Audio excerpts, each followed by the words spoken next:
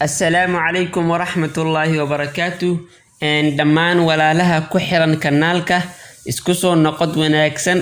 Waxaan aad ugu faraxsanahay inaan dib isugu soo laabano kadib in muddo ah oo aan kala maqneen oo aan kanaalka wax video aan soo gelin.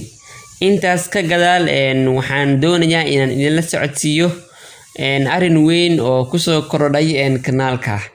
Kanaalka isbedel weyn ayaa ku dhacay xagga magaca. Hore waxaad ugu taqiineen CAC Journal. Kadib fikir dheer oon ka fikiray arrintaasi oo magaca dadka qaar ay fahmi waayeen waxaa la go'aamiyay in kanaalka magaciisa laga dhigo Fahamka Media.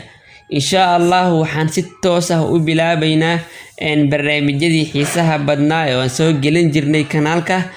Waxaan rajaynayaa mowduucyo cusub oo soo socda inaad xiisayn doontaan insha Allah hadduu Allah awood leh ogolaado. Waxaan kaloo rajaynayaa in muuqaalo ka gedisan kuwii hore aan soo gudbino oo intaas inka badan oo inta aad naga barteen inka badan ba aan soo gelino insha Allah.